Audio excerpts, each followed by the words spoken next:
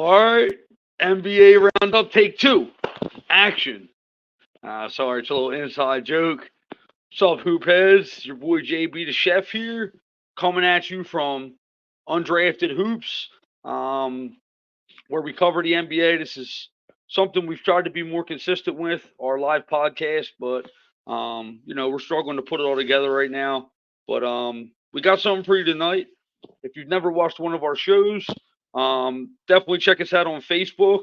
So Gary, So, Undrafted man, Hoops, where we cover a lot of daily content. We're also on Twitter at Undrafted Hoops _. Tony G, what's up, my brother? What is up? How Nothing y'all much. doing? Let's try and make this happen for a second time. Waiting for Josh to join here. Also, check us out on YouTube. It's where we post the majority of our podcast. What's up, Josh? what's up, fellas? Wow. I don't know. I don't think my Joe Burrow joke will go over funny the second go around. Oh, I mean, you can still play it. No. If you don't know, this is Mr. Bengal of basketball right here, Josh Isles, Joe Burrow extraordinaire. Yeah. He's a little bummed about the injury, but he's made it on the show tonight, so I'm excited about that. Ready to talk some hoops? Yeah, I'm ready to talk some hoops, and we've had a chance. Me, Gary, and Tony have had a chance to talk about the NBA in-season tournament prior going into it, but we haven't really had your opinion on it. So I'm going to start off with you. Now that we've gotten through the group stage of the in-season tournament, give me your first, reactions out the gate. What you're excited for, or what might have deterred you a little bit. I think there's not really much negative to it. It just brings interest to NBA basketball in November and December, which is kind of like a pretty big lull for the regular season because it's early season basketball and it's a long season. So the average NBA fan may not be as sharply in tune. So I like seeing it. You got the cool courts, the jerseys, the point differential, situation. I think it just increases competition all around. The winnings for the players on the winning team. I don't really see a lot of negative. The one thing I want to ask you, and I know Tony have talked about this on the prior show. He had said it gives this small market team a chance to kind of showcase themselves.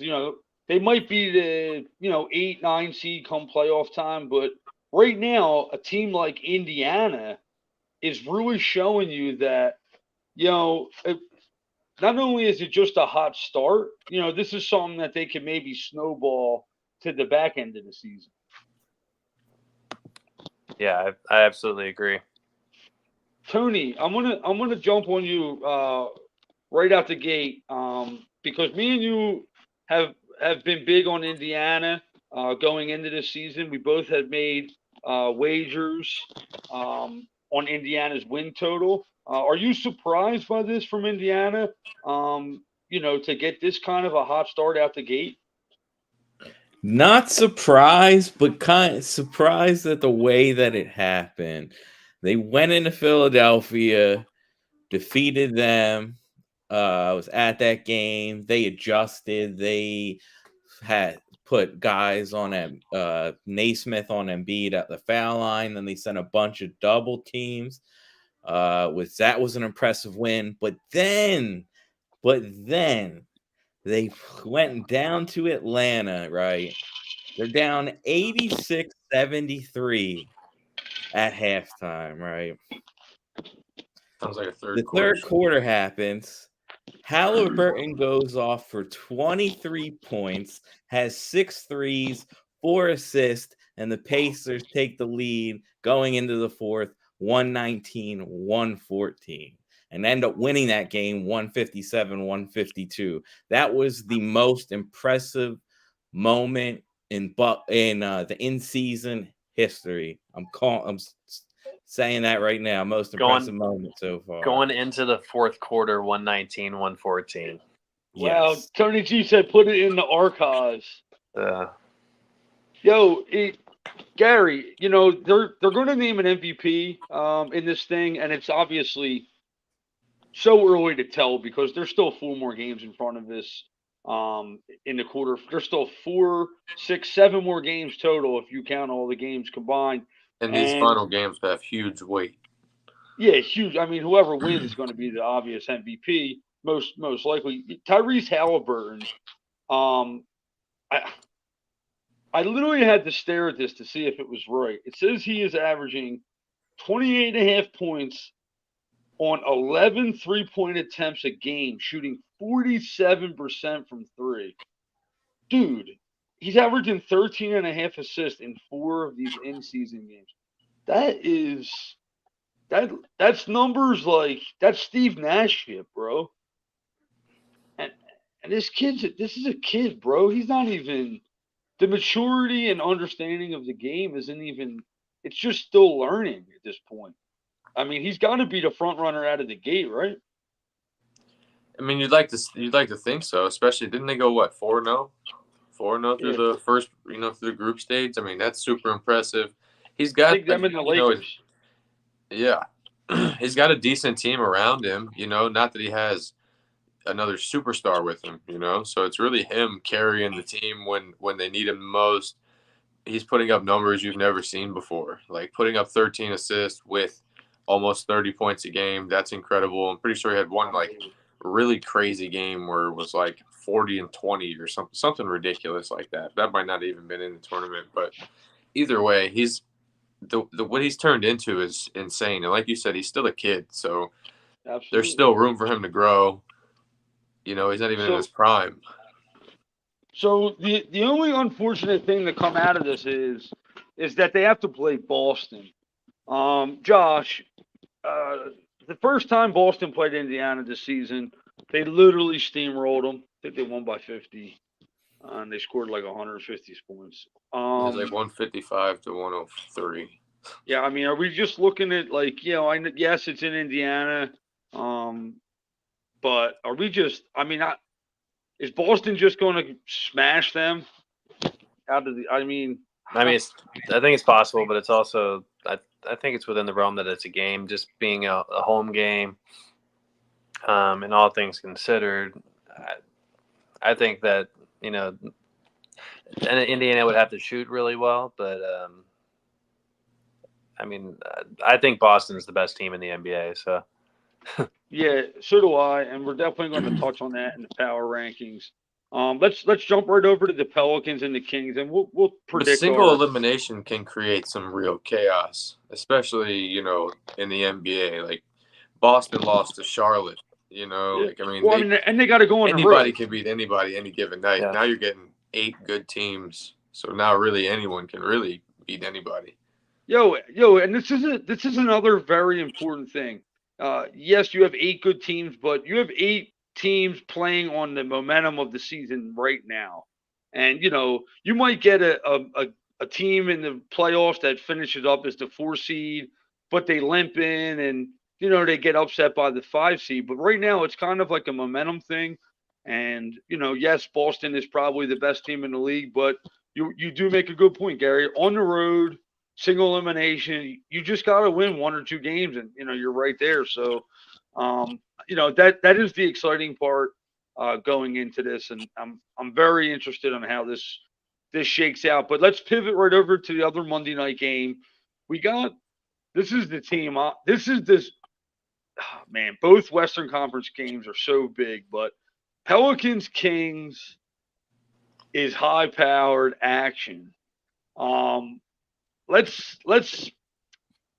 Tony, let's talk about this game because the Sacramento Kings started a little slow because De'Aaron Fox got hurt early on in the season. And then this dude comes back and just says, in case you forgot, my name's De'Aaron Fox.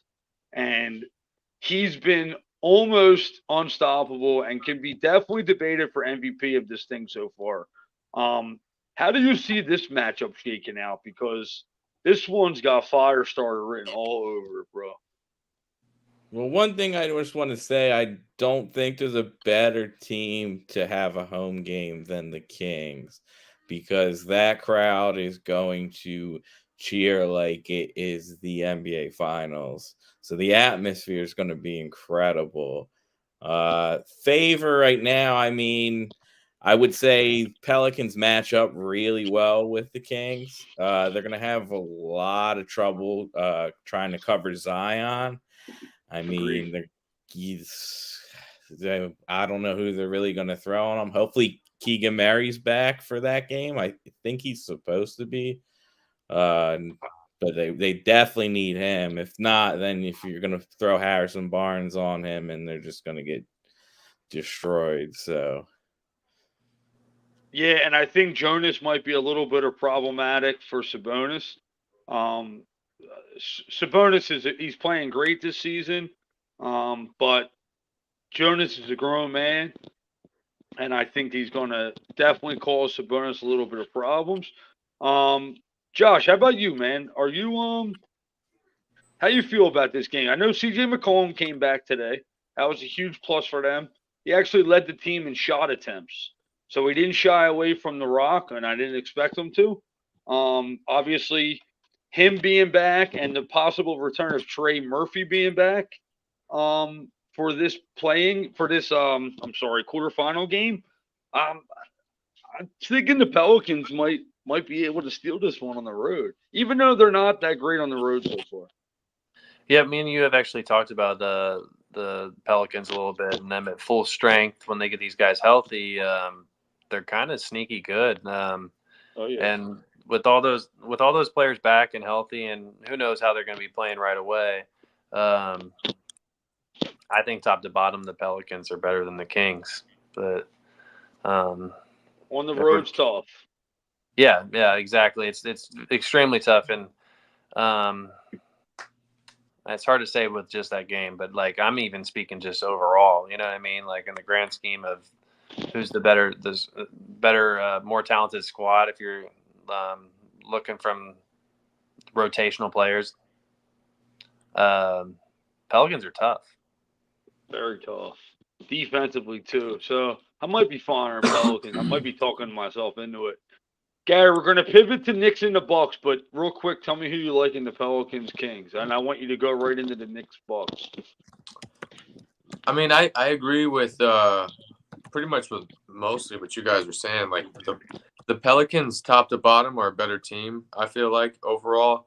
But going to Sacramento is a very tough place to go. De'Aaron Fox has been playing like an insane guy through this play-in tournament.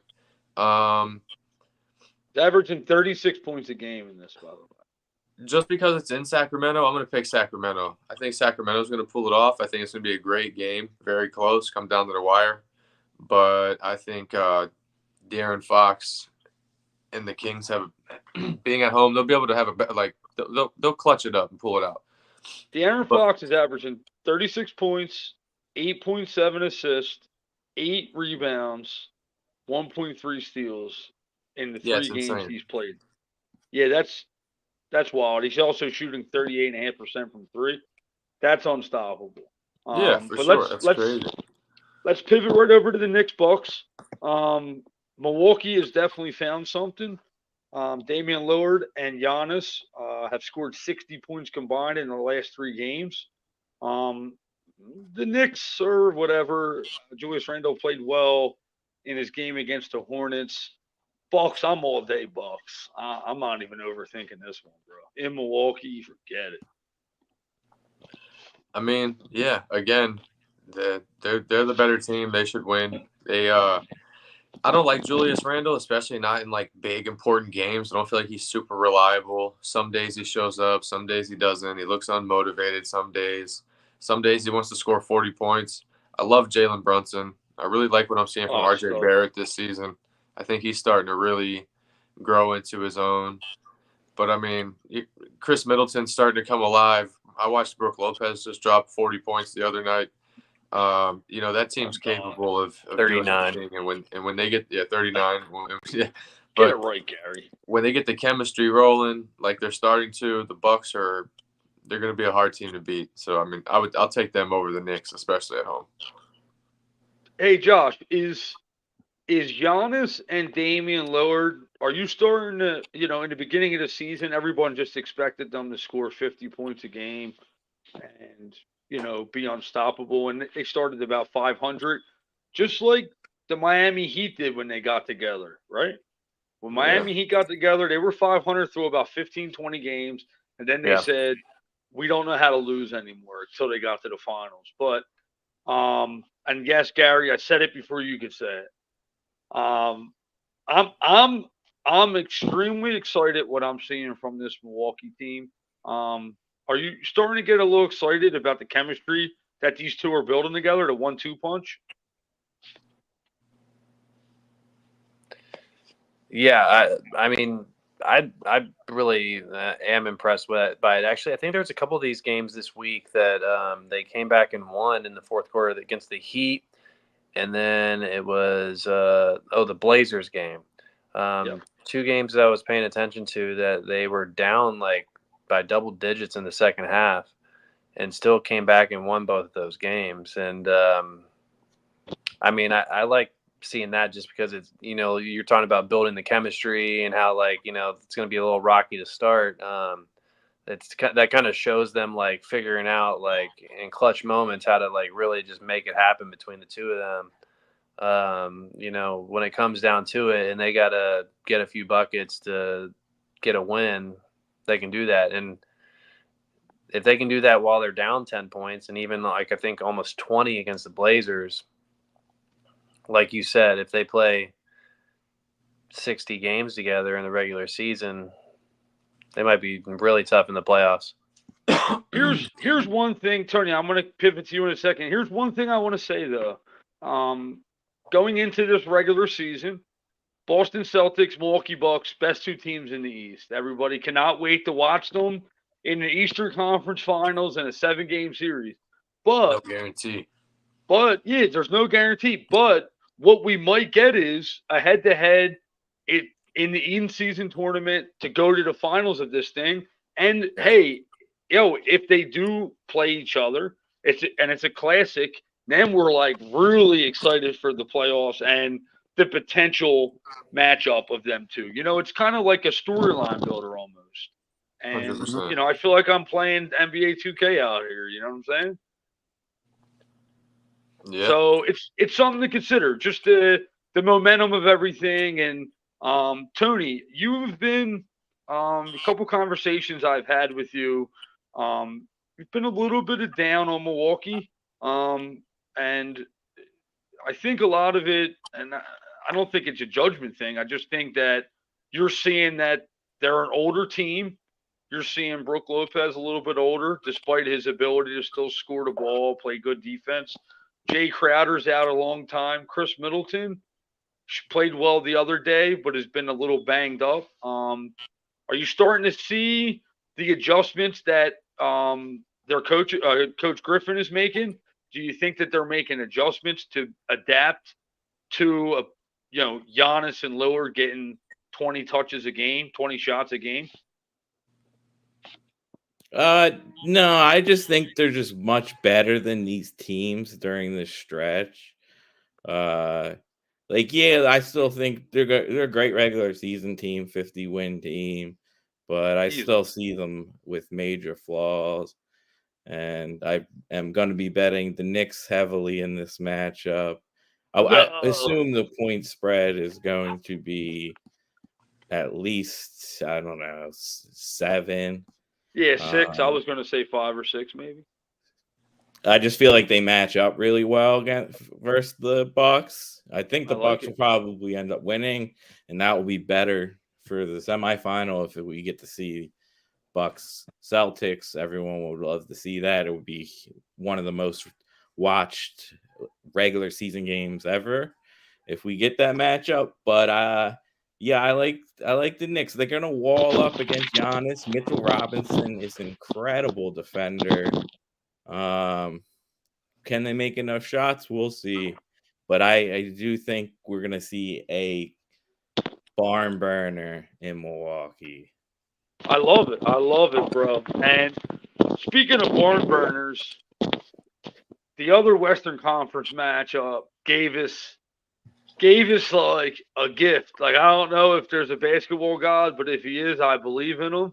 He gave us Phoenix Suns versus the Los Angeles Lakers, who went 4-0 in this thing. KD versus LeBron, AD versus Nurkic, that doesn't have the star power. Gary, since you're the biggest LeBron fan in the whole group, let's start off with you in this con. I can't even say that with a straight face, bro. I tried so hard. Damn, I broke it. I looked at Josh laughing and I said, fuck, I would have given up. Does LeBron want to win this thing? I mean, LeBron versus KD is just straight fire. LeBron clearly, everybody wants to win this thing, but not everybody's LeBron James. You think LeBron's just all out, suns out, guns out for this thing? I mean, as much as I love LeBron, I think he's arguably one of, if not the most competitive guys in the league. You know I'm saving that clip. He wants to win every night. You know what I mean? And you put a little extra on the line, he really wants to win. I don't take that away from the guy at all. He's very competitive. He plays hard. That's why when games are close, they try to put the minute restriction on him. He throws that out the window. He doesn't care about that being 38 years old. The man wants to win a regular season game in October, November, December. He's impressed me in the playoffs, last year, seeing him down. The guy, he's super impressive. I think he definitely wants to win. It's a matter of if his teammate wants to win. Anthony Davis, if he wants to show up. Yeah, definitely. Obviously, their success as good as LeBron is. The success relies on Anthony Davis's aggressiveness.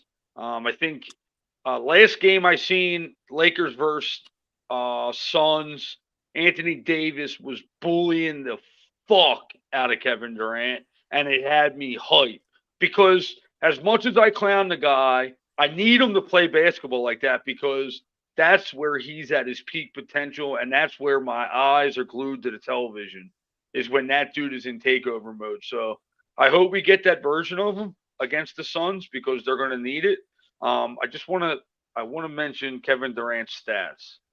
Who's home for that? Is it the Suns? Lakers. Okay. Kevin Durant is averaging, hold up a second here, 35.7 points on 75% from three. He's averaging 4 makes and 5.3 attempts. That is absurd. Okay? Just going to say that's one of the most absurd things I've ever seen. Him and Booker on the floor is one of the most deadly 1-2 shooting combos I've seen. Their mid-range and their three-point abilities are endless. And I actually cannot. I'm off Monday and Tuesday. Like basketball gods exist. Like if there was a church where I can go and pray to some guy dunking a basketball on a crucifix, I would do that. I would be all in because I was given a gift from God in this in-season tournament. Do I think the Lakers can win the game? I need the Lakers to win this game just so I can talk shit for one more week to Gary. I mean, like you were saying though, like it's so hard to guard KD and Booker. Yeah. God willing, if Bradley Beal can ever get healthy, just imagine how dangerous that team is with a healthy Beal with those two. He's a great shooter too. So I want to mention the Lakers have so many injuries right now. Jared Vanderbilt's been out a while. Hachimura's been out a while. Gabe Vincent, Cam Reddish has been in and out of the lineup. If they're healthy, I really like the Lakers coming out of this game. But I'm afraid to ask Tony G because he's locked in. He said I like the Knicks heavy. When he says that means Santa Claus better bring the sack. I do have something to say about LeBron wants a team in Vegas, so he wants to win this motherfucker. He wants to be the king of Las Vegas and then own a team there.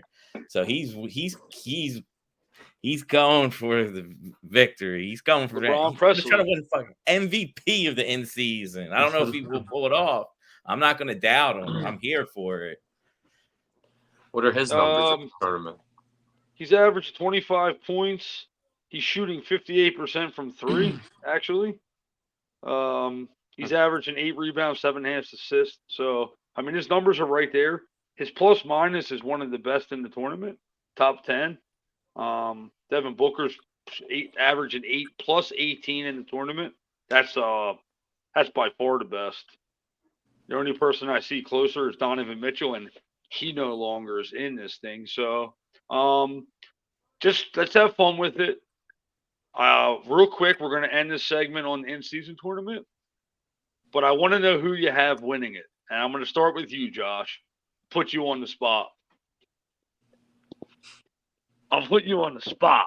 Honestly, off of what we just talked about and what I like Tony's hype train here, so I'm going to lean in on it's going to be the Lakers. Wow, I knew it. Yeah. After Tony G, he hyped you up, man. You were easily sold there. Yeah, even with the arguments he made, like you know, LeBron always wants to add to his trophy case, and like just another thing he can slap his name on, like the first tournament winner and first MVP of the tournament. Like he would love to have that. I mean, he is the first bubble champion. So when the next pandemic comes, let's see. He might be able to get a second one. The next pandemic, yeah. I'm dying. So you're going to go Lakers. I mean, Tony, do you think the Lakers can win it, or are you just trying to hype Josh up over there? No, I definitely they can beat the Suns, and then Kings and they can easily win this thing. Wow. I mean, AD's got to play good in 3 games. He can do that. I'm sorry, I was so distracted that whole segment because Gary said, "As much as I love LeBron," I could not focus. I had to give the sarcasm back. Yeah. As much as I love LeBron, he said. Wow. I'm gonna have nightmares to that where Gary's just reading me LeBron stats, and it's like, Gary, I already know this. I've been trying to tell you for 8 years. Just like locked in an escape room, I can't get out. Gary. So Tony, you think they're gonna win too? Tony said Lakers. He's scared to pick. I think they get to the finals, and now I feel like they're gonna play the Celtics, and I'll be cheering for the Lakers. That'd be pretty cool. I'll be cheering. Oh yeah. Oh, how Tony, about though? We forgot to say this: Pacers versus Celtics for Larry Bird. Who writes the Larry Bird? That could make it interesting. Whose jersey does Larry wear the rest of the season? Larry Bird, I want to say I'm gonna say Boston wins this whole thing. I think they're better than all 3 teams left in the East, and I think in a 1 game, the way Boston is playing right now, 1 through 8, I think they're really tough. So I'm gonna say Boston steals this thing. As my dark horse, I'm going to say Pelicans, but it's hard to have a dark horse for 18. So, and if Pelicans win, then I will fucking go crazy because then I can think they can win the fucking finals. Because I love their roster. But let's pivot from the in-season tournament. We went in 30 minutes, and let's talk about a team that might not have made it to the in-season quarterfinals, but they are making every single person talk about them around the league. The Minnesota Timberwolves are 13-4. They have been every bit great on defense, which is what's getting me hyped because I'm a big Rudy Gobert fan. But this man on the screen right here, this is Gary's boy right here, the Ant-Man, bro. But yeah, love me some Ant-Man. That guy's a star. Superstar, right? And he's a kid, man. Superstar already. Yeah, he has some bit of Kobe Bryant genes in his system, bro. I watched this man come down the court and without hesitation fire up mode, with game on the line and everything. Or is this? Are we just win? Or are we just? This is it. Are we in Anthony Edwards territory now? Is he going to be every bit of an MVP candidate that a lot of people were hoping he would turn into? I believe so. I think he's going to continue to just grow and grow and grow and carry himself into being maybe the best player in the league one day. You know, I think he's definitely going to be a top 5 player in the league for a long time. I don't think he's quite there yet, obviously, but 20, I think he's going to be the 22 years face of the old. league. 22 years old. He's averaging 26 points, 5.9 rebounds, 5 assists, 1.3 steals. He's shooting above his career average from 3, shooting 37.7%. Tony, we talk about so many of the other young guys in the league a lot, and Minnesota is a team. Actually, now that I think of it, you have been preaching them to all of us all preseason long. You even predicted Minnesota would win the in-season tournament despite not doing well in some of the group stages games. But I think Minnesota would take being 13-4 over being in the in-season tournament at this stage over anything. Give me a little bit of breakdown of Minnesota and how excited you are for them going into the second half of the season. So this is what I saw towards the end of last season, what they were progressing to. This is by they gotta have Cat playing incredible defense.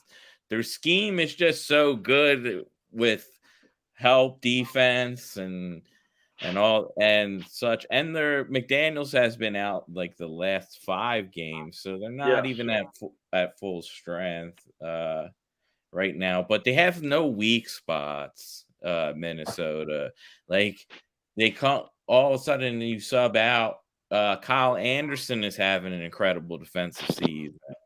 They have multiple guys that are role players that are actually possibly candidates for even defensive or all defensive teams. And then you off the bench, you have Nas Reed's pop, and you can either play him with Cat some or with have him play stretch 4 with Rudy Gobert. So yeah, I mean, I'm not surprised at the Timberwolves. That is my biggest bet of everything this year. I have them to win the West, 70-1 to win the championship. We'll see. And I, of course, the reason I was betting them is because I have Ant-Man as a superstar as well. Let's go. I think he's ready. Josh's dog. Are you excited about Karl Anthony Towns, a cat, averaging 9 rebounds a game? That number has jumped off the page to me, and I rub my computer to see if it was like the wrong number or something. He's actually rebounding now. He's actually banging down there in the post, and he's shooting almost 40% from 3. And I know he was mentioning a lot of trade talks. I even was like, teams should be going after him. And Tony G kept telling me, bro, Minnesota. I mean, 13-4 in the West, some big wins out the gate. Beat Oklahoma City the other night. Another top team in the West right out of the gate, 11-6. This team's here to stay. I think we can all be in agreement of that, right? Yeah. Ant was hurt that you last against OKC. Hurt his hip. Didn't took a bad fall, right? Didn't play the 4th quarter, and they still got it done. Troy Brown Jr. was not even in the rotation, and he went off. Ex-Wizard. Yep, ex-Wizard. He had to leave that team to unlock his true potential. They all do. I love it. Yo, so let's pivot over to the Dallas Mavericks. Hey, just one quick thing about the Timberwolves. Bring it on. I dare you. Predict they finish with 60 wins. Wow. Tony G would be so happy. Look at the smile. Can you see it? I'm an idiot, though. I didn't. That was one thing I didn't bet him for best record. Oh, I didn't know you could even. Oh, for the 1 seed, you're saying. Yeah. Them and Denver are going to be close. Oh, Denver, bro. I just watched them play. Jamal Murray played tonight. Not to pivot off of Minnesota like this and be disrespectful, but Without when Jokic. Jamal Murray is on the court with Nikola Jokic, their 1-2 game is unreal. It just opens up the floor for everybody else. I'm blown away by Denver. You know, they're the defending champions. They're kind of going to fly under the radar to that extent because everybody's seen them win last year, and you got all these other like young teams. Like the top 5 teams are Minnesota, Denver, Dallas, Oklahoma City, Sacramento. I mean, Warriors, Lakers, Suns are all below them. So you're seeing kind of like a changing of the guard a little bit in the West. Well, Denver's got that like built-in chemistry now, where it's like like the Warriors did through their run, where it's Absolutely. like you got Clay, Draymond, Steph, Iguodala at the time per se. Now you got Murray, Jokic, Porter, KCP, Gordon. Those guys have been together, so it's like it's just clockwork for them now. A couple pieces. Yeah, they just know where. They just know where everybody's supposed to be on the court. It's literally second nature to them. Yeah, they just know each other so well. So big news came out. Another team in the Western Conference, Dallas Mavericks owner Mark Cuban, who's been the face of that franchise since he bought the team. He's always at the game. I mean, now he's got a little bit of a belly sticking out of his sweatshirt. He never had that before. But my man's eating good. He just sold the majority stake of the Dallas Mavericks for $3.5 billion. Not that he needs the money, or maybe he's missed out on some bad Shark Tank deals and he's just, scrounging for some loose change. He's stepping down from Shark Tank, too. Oh, I didn't know that. Yeah. So maybe he's going to go spend some of his money and have fun. But right. it's a weird deal, though. And I'm not 100% sure of the trade. I know Tony G's been all over this, hit me with this yesterday. Tell me a little bit about this deal and what it means for the Dallas Mavericks, because it seems like he's still going to have control of the team. Yeah. Yes, he's going to have full control. That's not going to change at all. So what I think this deal is he wants to be part of this casino resort that will also have a basketball arena, and he's using the Adelson. He knows they can get laws switched and they actually get gambling up and running in Texas. So he's kind of selling out for this big, huge picture. I got you. So that's what his plan is. That's pretty cool. I mean, gambling has engulfed the American sports. Not that it hasn't before, but now that it's legal in majority of the states, at least the states with some sense of brains, they're taxing gamblers now, and I love it. It's fun. That's pretty interesting. It's too in your face. Yeah, it is interesting, and as this thing continues to grow, I think you're going to see teams pivot, like Tony said with Dallas, to kind of expand their brand and expand their presence in terms of gambling and destination games. Like, you want to go there to hit the casino and have this big resort and catch the game and the whole fucking, how they do it, bro. They put up the high rollers, and so that is pretty cool. But Dallas Mavericks on the basketball court are also making a name for themselves. They're 11-6 out of the gate. I think they're surprising a lot of people, even some Dallas fans. Not to name any Cams, I mean names, but 11-6 out the gate. Luka Doncic is playing at an MVP level, which is a surprise to not me. Gary, you wanted me to talk about Dallas, so I'm going to start with you. Give me a little bit of that you've seen from Dallas so far and why you wanted to touch on them. Well, I just remember last year, they were so disappointing in the second half of the season when they got Kyrie. That team looked awful, in my opinion. I was one of their biggest critics, one of the biggest haters. And I heard Jason Kidd last night in his press conference, and he's kind of right. You know what I mean? We wanted to talk all about them when things were going bad. Now that they're doing pretty good, no one wants to talk about them. So I was just like, in a sense, he's right. I was one of those naysayers last year. I was one of those people that said he wasn't Bravo to you. They were gonna carry over into this year any better, and they've actually been really, really good. Grant Williams has been a good signing. Kyrie and Luka have proven to be maybe one of the best guard duos in the league. I mean, no surprise there, but at the same time, they've been really good in clutch time. I remember them bringing that up last night as well. They're the number one guard duo in clutch time, which is pretty cool. Didn't know that. Yeah, and I mean Derek Lively. They got a great rookie over there. He's playing amazing. Yeah, I also talked bad about Jason Kidd, about how maybe he was the problem. And look, he seems to be leading that team in the right direction. I just think they're impressive. I think that they got a lot to look forward to. They're definitely right there in the thick of things in the West. Josh, we talked about Luka Doncic being in MVP form, especially in the offseason when we seen him trim up and really try to get that, what we like to call baby fat off of him. It's averaging 31 points, 8 rebounds, just shy of 8 assists. Shooting his 38.8% from 3 on almost 10 3-point attempts a game.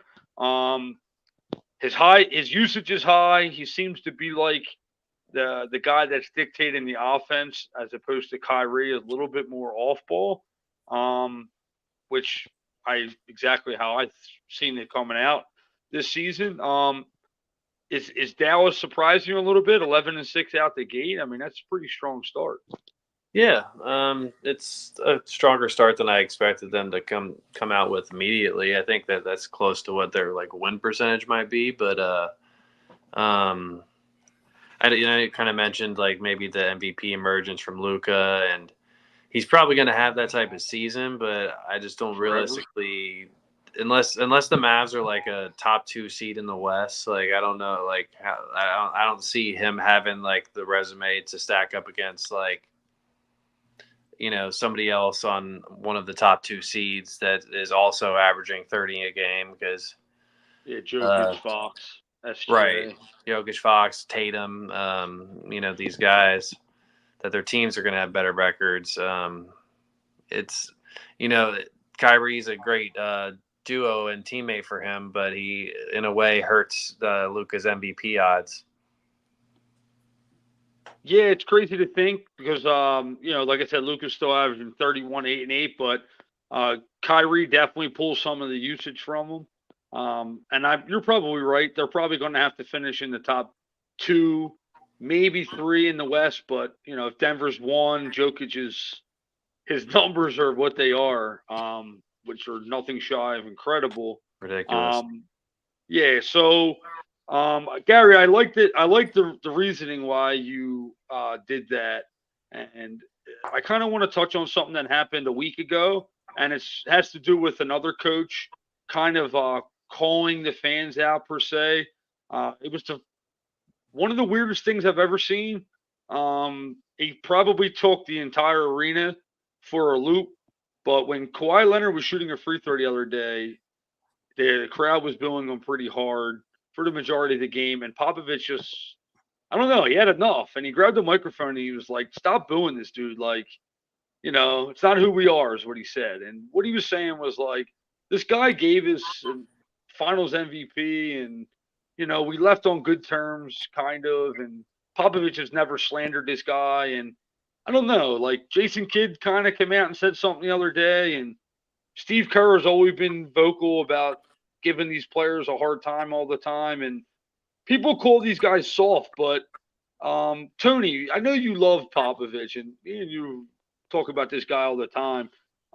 Is this kind of the new norm where coaches are going to kind of be a little bit more vocal about protecting their players? And well, I mean, it just in a real sports city that would never happen. Like in Philadelphia, Kawhi Leonard would never get booed. He would be cheered even if he's playing the Sixers. Like if you win championship for a city like that and you were a huge factor, like you're loved for life. Like I'm saying, like Pop, like then he was you drafted there don't need too. to say something, but it's like, what the fuck are you guys doing? Like this Not who guy, we already said. yes, but it's like this guy got you a parade. You know how hard it is to win a championship, Yeah. like, and now you're gonna shit on him. Yeah. Hey, Yeah. I mean, you know what? It was kind of refreshing. I kind of like when people just kind of fly off the handles and speak their true emotions. I think not to get deep with it, but in society, I think a lot of people don't do that. You guys know me. That's how I am. I just kind of go with what I feel, and if you're real 100% of the time, then you don't ever have to worry about anybody thinking anything different of you. So, and I think Popovich was extremely unfiltered, and I thought it was pretty cool. And I know that wasn't something we were going to talk about, but Gary, you made a great point on the why we talked about the Mavericks tonight. So, big ups to you for that. That's pretty dope. Let's talk about a team that's not trending in the same direction as the Dallas Mavericks. And as much as I want to say the Clippers suck and I hate James Harden, the Clippers do suck and I still hate James Harden. I know they were winning pretty big when we went live. They were up like 20 on the Kings. And hopefully they lost, but I'm not 100% sure. What are we thinking about this team? When they made the trade, I was pretty excited because I thought they were a deep team, but I had chemistry concerns. I mean, now that we've watched them play, I think that they're 5-8 since they've joined together. They've won 5 out of their last 7, as long as they won tonight. Tony, let's Clippers suck, JB the Chef. Yes, clip that shit. Tony G, let's talk a little bit about the Clippers because me and you have been kind of trending in the same direction on this team, and tell me what you see with them going forward, and how are they going to try and make this work? So I think they need to do is to fix a little bit of their issues is play a little faster. Can they? Yeah, they can. They definitely can. Man can get out and run. PG can push. Harden just needs to look up. He should if there's just going to be times where like Claw can leak out. You get some and Zubac can pet and just get threes in transition and get some easier buckets than just coming up into the half court and then kind of like just standing around the perimeter is not going to do it. You can't run the Doc Rivers offense. Up on this team, but their bench is very, very weak. PJ Tucker has to stop playing minutes. Dude is horrible. Great shoes, great career. Love that his type of player, but he's not belong on the NBA court anymore. I'm sorry. But that's what I feel about the Clippers right now. Not over with. Definitely some concerns.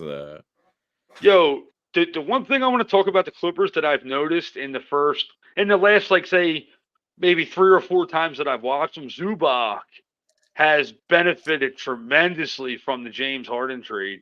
Points at the rim seem effortless to him. I think that's a trending upward thing for that team. Get that dude as easy as baskets as possible. He's got tremendous touch around the rim. He's been impressive to me. And as much as I say they suck, I'm not giving up on them either, Tony, because Kawhi Leonard is a special kind of player, and Paul George is playing at a high level. Do I think they can win the championship? No, at all. Actually, I would be stunned on if they were a championship contender. But I know Gary wants that Russell Westbrook title, but I just don't. I don't know. Bench Westbrook. I don't know, man. Are I you don't feel pissed the off way. that I he's don't feel coming the off the same way bench? you do. Are you pissed that he's coming off the bench? No, he volunteered to do that. They know. He knows him and Harden can't do it. You know, they can't be out there at the same time. Especially not all four of them. You're wasting so much talent, in my opinion, by putting them all out there.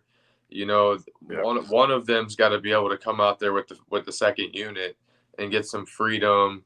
There's only one basketball. There's only so many points you can put up between the four of you at the same time. So let somebody come out fresh. I think it's good that it's Westbrook. Yeah, I mean, I guess Harden it had to needs be the ball by way too much to play with Westbrook. Yeah, absolutely.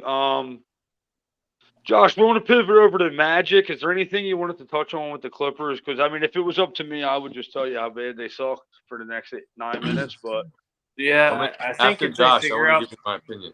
I think if they figure out some chemistry, then like they could be a tough out. Like, I mean, when I was just looking at that picture of Paul George and Kawhi and James Harden sitting next to each other, I'm just thinking like, if those guys can figure out how to play together and they're healthy for a playoff series, like, that's still tough. I don't think this is the final. I don't think this is their playoff roster. I think that they will make a trade. I think that was one of the reasons. I think that was one of the reasons why they kept Terrence Mann. I know they do like Terrence Mann, but I think that if they really wanted to trade him, they can get a guy that can make a difference for them. I said to Tony, Buddy Hield for Terrence Mann. I don't know if that is a fair assessment in terms of trade value for either one of the guys, but I'm just looking at need. I think that's a definite need for them. And to be fair to the Clippers, losing Mason Plumlee was huge for their second unit, and I think him coming back will be big time for them. Because Tony did mention their lack of depth. So I'm not just going to come on here and be a hater. I do got to give my positives where I see them. I just, like I said, I don't know if they're a championship contender. Another team that isn't a championship contender, but they're have made their way. Shut up. That's ridiculous. That's so ridiculous. That's so ridiculous. They're better than the Lakers. That's so ridiculous, Gary. No. Gary, stop it, Gary. The Clippers will go farther in the playoffs than the Lakers. I don't know about that, but I don't think either one. I don't think either one of them going anywhere. So this is a Gary soundbite episode. I love it. I'm here for it. I'm absolutely here for it. Well, perfect time because the Orlando Magic is a team that a lot of people have been high on in the offseason. They have certainly exceeded expectations. They have been hurt, and they are still exceeding expectations. They're one of the best defensive teams in the league, and they are one of the youngest teams, deepest teams. I just think experience will make a big difference for them, but I will not take that as a negative for this team. Orlando Magic, let me look up their standings. They are second or third. Yeah, 13-5 is what I wanted to look up. They're 8-2 at home. They've won 9 out of their last 10, 8 in a row. Are we here? Has Orlando finally put enough young pieces together to say we're going to compete every night now? We got some guys that have confidence, and obviously they have the Rookie of the Year from last year in Banchero, who has been excellent this season. Or is this Tony G? I know you're Franz Wagnered up. His brother's been looking kind of pure too. Is this the Orlando Magic's time, bro? Oh, baby. Yeah, I mean, they are definitely going to be a tough out in the playoffs. I mean, defensively, they're incredible right now. But yeah, no, these young guys are different mindset. Franz Wagner was yelling at Joe Ingles to work on his game. He's telling the vet who's brought in to be the vet, cut your shit out and work the fuck on your game. And they are all bought in. Suggs is playing defensively, the ball pressure, and then Jonathan Isaac off the bench is giving them good minutes. So and Cole Anthony's I don't think many people talk of him about being a 6-man candidate, but he for sure is one. And then my guy Goga Bataza is crushing people in the paint on defense, destroying centers. AD, not a problem. Miles Turner, not a problem. One by one. I love it, and it's teams. You know, he didn't get an opportunity in Indiana, and he's been given an opportunity in Orlando with Wendell Carter going down, who seemed like a big loss when it happened. But now I've even mentioned to Tony, with Goga playing well, you might open the door for a Wendell Carter trade, because Orlando makes a move. If Orlando makes the right move, you might see them in the top 3, top 4 in the East at the end of the season. With the type of chemistry this team's building, dude, they still got Markelle Fultz coming back. I mean, you're talking about a team that is deep, offensively, defensively, have been playing together for multiple seasons now. Franz Wagner's coming off a FIBA World Championship. Gary, you're even going to a Magic game. And who are they going to beat? I mean, who do they play that night? The Wizards. When are you going to that game? Friday night. So I expect Tony G, my man, goes to all the games, never sends us a picture. Make sure you send us a picture from the arena. I'd love to see a picture of you at the game. That'd be pretty cool for the page. So make sure you do that. I know you're going with the head made wizard himself. So I hope you have a good time, and I hope the Wizards don't wear Washington gear, bro. Don't do that to yourself. Tell me what to do. All right, where your LeBron fit? I mean, that'll be cool. That's true. Yeah, that makes sense. Josh, are you? I mean, even Gary. You're living right down there. So tell us a little bit about the buzz. Yeah, tell us a little bit about the buzz around the Magic and kind of like, are people finally talking about this team? Oh, people are excited, man. I got a couple coworkers, that are big Magic fans, and you actually hear them saying, we're going to the playoffs, already, or we're the best team in the East. Like, they're obviously getting a little ahead of themselves. Rocking out with their cocks out. I like it. I mean, they're excited, they love Banchero here. They love Franz Wagner. Now they got Mo, ex-Wizard, got out of purgatory. Now he's playing good. I honestly enjoy the Magic. I love their roster. I like the team. They play hard every night, and that's the fun thing about some of these like young teams. Yeah, they're extra motivated. They're still playing for a big contract. They're still, they're out there hustling every play up and down the court. They're young. They got youth on their side. The Magic are a tough out. I don't know if they'll be a top 4 team this year. What they remind me of is similar to like the Thunder of last year. Like they got their star. I don't think Banchero's as good as SGA. Yeah, no. I think Franz is like their Giddy. You know what I mean? Like, and they got a lot of similarities. They're very young. They just got to add a big piece to go with that team to get where they need to be. That would be the ultimate, is to get a big time free agent. Or you can make a big trade. You got a million young guards. Package a couple of them up, like you said, with a Wendell Carter. Something like that. You got a nice trade package. Yeah, definitely. There's got to be a consolidation of talent on that team eventually. I think they're still in that shuffle stage to see who's going to be the same. The 4 or 5 guys they build around.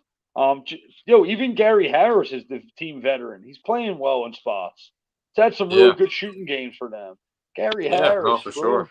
He must be in a contract here, guaranteed. That's the way it always works. He has some of the worst knees on the planet, and he's like finally a little healthy now. He's got to be in a contract here. You can't prove. You cannot tell me he's not. I've seen this. I've seen this movie before. Either that or he's on his retirement tour. Or that. Oh no, Cam he just woke up from really that. he really was almost retired. Oh, there's 'cause my other that- LeBron fan. That's how Let's bad go. his knees are. No, I know they are. I know he's been battling injuries and stuff like that. I But mean, it but is like he is a free agent, but yeah. Magic are balling. Love Jamal Mosley as their coach. I don't actually know too much about Jamal Mosley. But I am liking what he's doing so far with this team. I know we're pushing over the hour mark. Josh, we got two or three more topics to touch on. So we're gonna pivot off. Sorry to abruptly stop on the Magic. I don't know. Josh gave me a look, and I says, I know it, Deb. Oh no, you're good, bro. We can finish up with the Magic. Yeah, no, I mean, is there anything you guys want to touch on Orlando before I pivot to my team I'm concerned about? I think you guys nailed a lot of it, and you said the depth and everything. Jonathan Isaac, I think, is another key piece there. Yeah, I really like Anthony Black too. If he continues to get more minutes and grows into what he can potentially be. But again, another guard. Yeah, he's only 20 years old too, man. He's pushing 18 minutes a game, which is kind of the average for their bench, And that's because Markelle Fultz isn't there right now.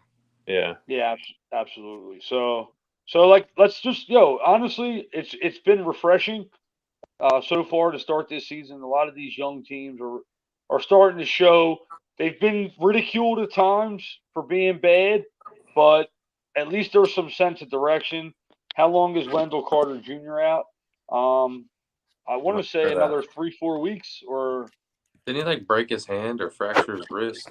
Yeah, but it was one of them weird things. They were like, he's out 3 weeks, and then we'll give another update. And I don't think they ever gave the second update.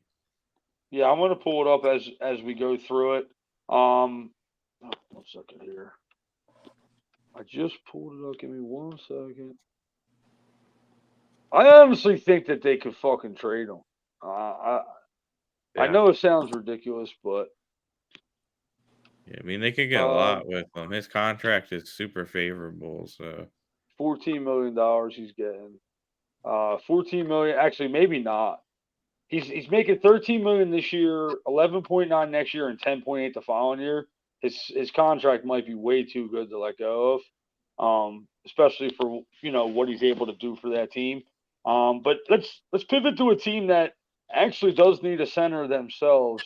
I'm super concerned about the Golden State Warriors and what I'm seeing from them early on this season.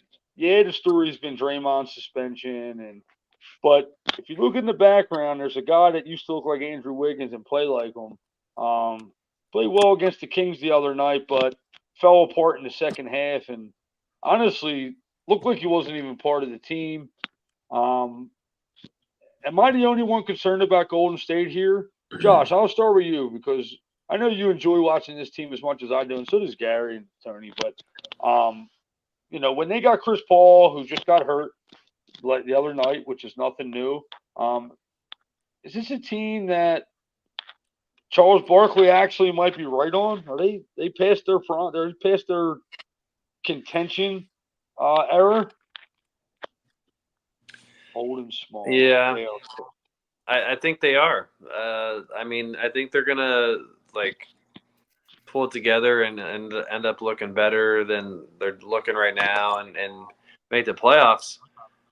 But as Cam said, they're old. They're undersized. I think they're too reliant on Steph this year. Clay's just not the same guy, and well, at least right now. And then Wiggins has not played that well at all. So that hurts them a lot because Wiggins should be in his absolute basketball prime right now. So the thing with Wiggins is he was playing at an all-star level a year and a half ago. Then he had some off the court issues with his family. Sometimes life gets in the way. So I don't know if it's a distraction for him going forward, but he's definitely not playing at the same level. Not a knock on him at all. I just the team doesn't fit. Like Cam said, and this is something that I've noticed. I don't care about the age because Steph Curry is that fucking good at basketball. The concern for me is the fit and the size differential against other teams.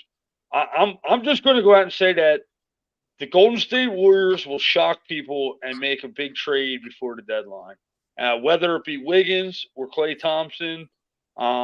I think it's Andrew Wiggins. I'm looking at his contract now. It's actually favorable. He makes less than $30 million a season, and that's definitely serviceable in a trade. He's making 24 million this year, 26, 28, and then a player option for 30 million in 2026, 27. Does Steph Curry have the least amount of support of any All Star right now? Probably. And I never thought of that, Cam. So that's a very good point.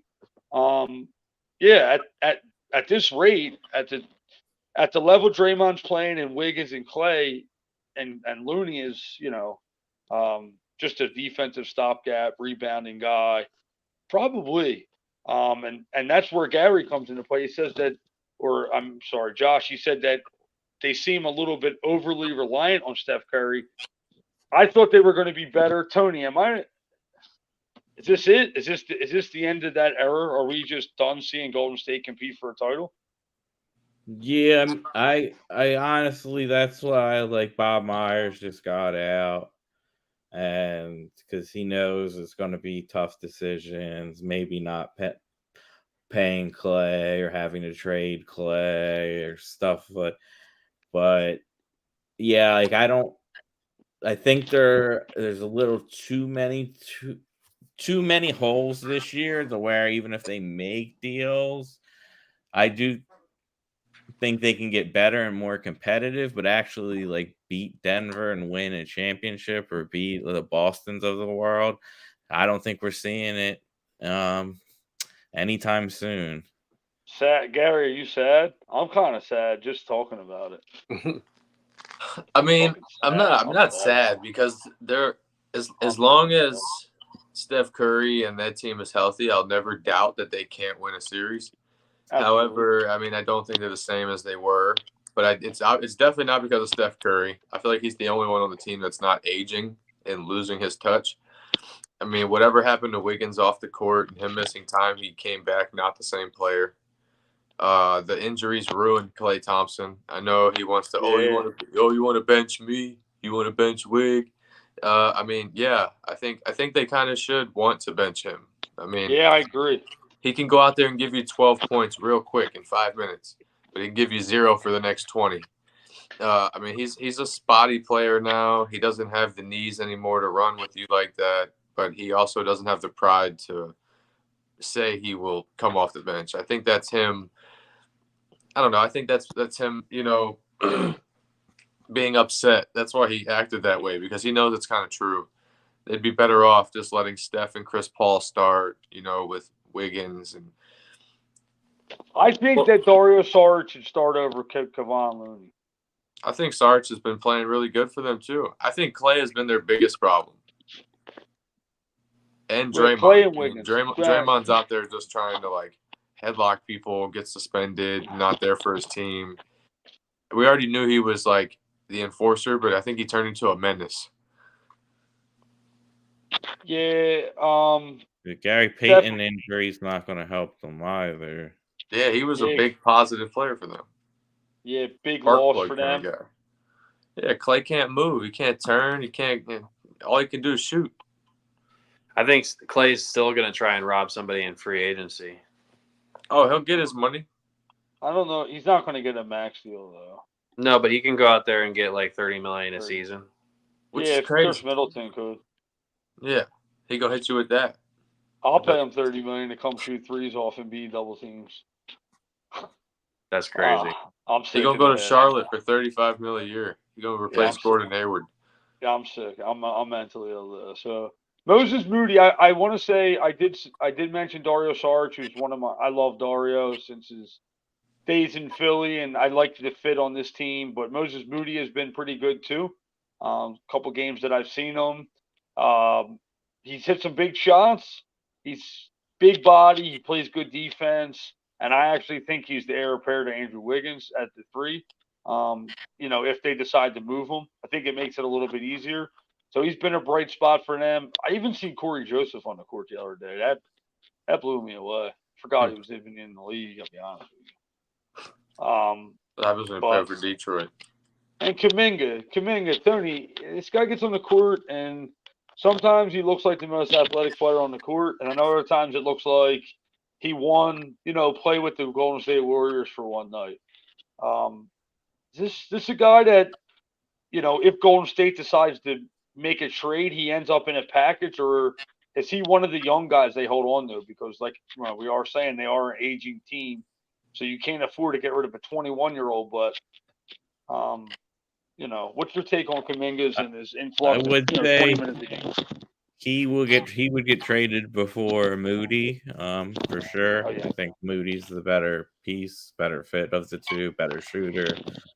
But this has just been Kuminga his whole life, like inconsistent. Sometimes he's making good cuts, other time he's out of position all the time. Like he's had flashes again this year, but it's not enough. They need him to be better. He can't. It's like they leave him open on the perimeter. His 3-point shot is not really bad. Off to a bad start this year. But yeah, they still have a few more weeks till they make a deal. So December 15th, right? yeah, so we'll see. We'll see over the next 4 weeks about Golden State. I mean, they did just get Draymond back, but I don't see them as contenders. But I do want to see like how they look full strength, and if Kerr finally decides to sit the guys down in certain spots, like Moody should have never came out yesterday. He was the best player on the court for them in the fourth quarter, and then he just got taken out of the game. For Wiggins, who wasn't playing good. Well, at that yeah, time. I don't know. I would have played him over Clay, but that's just me. I think there's only one team in the West who truly smokes the Warriors with no chance in a series. Denver. I don't think the Warriors got any chance to beat Denver in a series. I don't think they can beat the Kings. I think they could beat the Kings. I'm starting to think that it'd be a tough series like last year. Task. They may struggle. I mean, they may get, but I think they could beat anybody if they get hot and they get it going. But I think a team like Denver, I just look at that and I'm like, no chance. I would love to see Phoenix versus Golden State. They could beat Phoenix. I feel like as Phoenix can have bad nights. You can beat the Lakers. They have bad nights. You can beat the Clippers. They got bad nights. I mean, that's just how I see it. Don't worry. The West is wide open. You ain't gotta worry about the Clippers, my friend. When it comes to Denver, you ain't got no room to slip up when you're playing them. Yeah, Minnesota's another team. Oklahoma City. I don't think. Most of those teams you favor over Golden State. But I'm just saying, I feel like Golden State's got a shot. Can win the series, absolutely. 7-game series. One of the best teams of all time. They ain't laying down. Not for. But even the Warriors' love that I have, I couldn't tell myself that I think they maybe even win one game against Denver. Absolutely, so let's pivot the last 10 minutes of this pod. I want to talk about our. I didn't do a power rankings this week on our Undrafted Hoops page on Facebook. How I've been doing it is I've just been given a top 5 team. You can take it how you want it, and say who's the best team or not. I mean, if you're in the top 5 in the league, you're considering yourself a contender. We've already talked about. I'm going to give you guys. I'm going to give you guys my top 5 right now for the. What's it been? About 18, 19 games into this season. I got Boston in my top 5. They've been at towards the top the whole time. Minnesota is finally creeping in there for me. I have them listed. They were on it last week too. Denver Nuggets, Boston and Denver will be there all year in my opinion. The Milwaukee Bucks and the Orlando Magic are in my top 5 power rankings teams based on how they looked on both sides of the ball, and at their current form right now. Do you guys think I nailed the top 5, or do you have one or maybe 2 teams different than me? I mean, I didn't hear the Wizards. Yeah, you won't hear them all yet. Maybe until 5 we years. Until we start talking draft orders. I thought you meant top 5 picks. Oh yeah, then Washington is clearly on that list all year too. You don't even have to worry about them coming off of it. Very true. Yeah, I mean, honorable mention. We talked about Dallas. We've talked about Sacramento. We've talked about Phoenix, Oklahoma City. Now, we do know Tony Hoops is the biggest Oklahoma City Thunder fan. Tony, is Oklahoma City gonna teeter in that top 5 this year, or do you think that, it looks like size might be a problem for them? Do you think that's going to affect them all season? What about the Sixers? Nah, they're right there, but they're right there. Tony's probably top 5 Sixers, but I'm on the. They're on like maybe 7, 8 or 9. Yeah, I mean, I would obviously think Sixers over Magic. I was gonna say I'm taking Philly in a series against the Magic. But so but for power rank, yeah, I'm taking. Yeah, Sixers he was just too. doing like currently. Yeah, like current form power rankings, but Orlando's got nothing for Joel Embiid in a 7-game. Isn't their records comparable though? Right, they're very close. Yeah, I'd still put Philly over the Magic. But Magic won 8 in a row though, so in terms of power rankings, they deserve to be probably top 3 based on the win streak. Yeah, power rankings, how they're playing on defense. I mean, best in the league. So yeah, 100%. I got it. You got it, and that's what's cool about the power rankings. It gives you, a couple of them teams that are flashing the pan at the moment, maybe, and then maybe they can snowball it into something more consistent over the course of the season. So maybe it's a cheap play to plug them in there, but I think that it's definitely warranted based on the way they're playing. Tony, Milwaukee, would you consider them a top 5 right now, based on how they're playing? Yeah, like they're, sure, yeah, they're top 5. I got them like fifth place. I just wanted to hear you say it. But I think we're on agreement there. So, look, we bled the show over. We had a little bit of technical difficulties earlier, behind the scenes shit, but I think we ironed it out, and we think we put forth a pretty good show. Is there anything, with the in-season tournament starting next week and some of the stuff going on, is there anything that we didn't touch on tonight that you wanted to grab a hold of, or do you think we covered, the majority of the roundup, going into these next couple weeks? I think for the most part, everything we touched on. Oh, I love the answer all at the same time.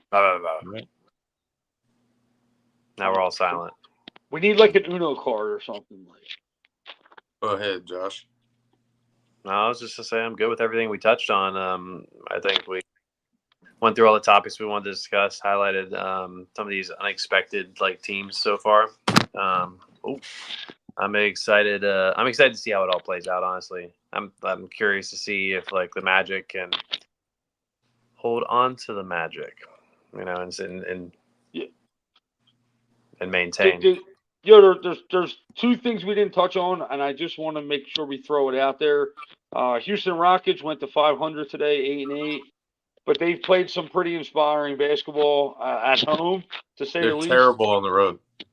Yeah, and I mean, that's to be expected. Maybe not as terrible as their record says, but well, when you go to Denver, that's it's a nightmare place to play. Absolutely, but they've looked good. You got 1 lung instead of 2. Sengun's looked awesome, which that's a guy that I just love watching play. LaMelo Ball's injury the other day was concerning. I was really starting to enjoy watching him play nightly. His progression was awesome. I think in his last 8 games, he's averaged 30 points. So that's a big loss for my eyeballs. They were really starting to enjoy watching him play. And the other thing that I have to mention is the Utah Jazz have been tremendous disappointment, 6-12 out of the gate. I know they dealt with a lot of injuries. I just was hoping they were a little bit better. Keontae George has looked awesome, so I wanted to touch on him just for a quick, even if it's just a quick mention. He's gotten an uptick in playing time with some of their injuries. But look out for the Jazz. Look out for the Bulls. I expect them to be unloading at the deadline. I think they're both going into tank mode. So we'll see we'll see how that plays out. I know Tony had mentioned December 15th being the big date is when a lot of these guys can be formally traded.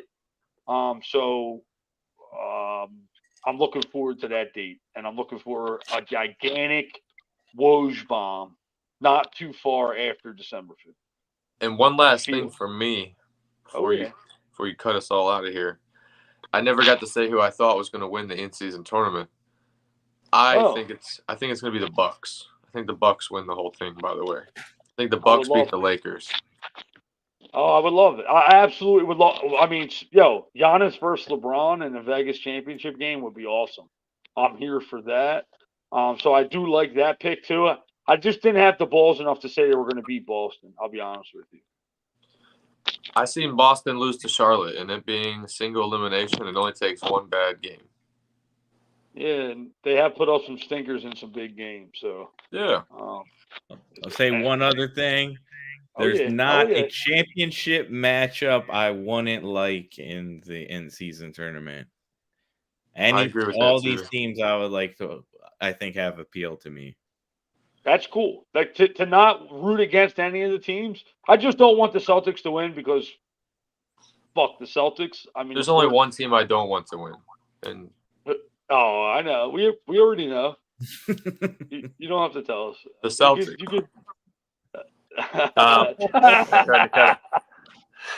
tried to cut it off, and he said the wrong answer. Anyway, I'm dead. Yo, Josh, awesome having you on, bro. The 4-man shows are a little tough for me, because I feel like there's a little bit of lag time in between conversations with certain people. But I love having you on. I say it all the time. I hope this is something. Now that the Bengals season might be over, I think we can get you locked into the NBA. You've been awesome with the page. I mean, if you don't know what Josh brings to the table, check out our Facebook page. It's loaded with content every day. We're all bringing it. It's not just us, the guys you see on the screen. There's plenty of behind the scenes guys that are bringing content every day. Forrest, that's my boy. Coleman. There's some other stragglers too. But we appreciate everybody's contribution to this page that if anything, we enjoy doing it. So Josh, you're one of the guys that, you're the oil for this machine. So let's hope we got you fired up for the rest of the season. I appreciate it. Yeah, I'm ready to come on some more shows. I'm gonna be more set up.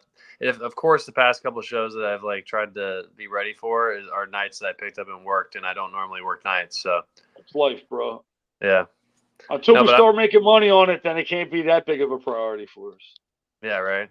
So let's just keep having fun doing it and hope that you guys are enjoying it as much as we are.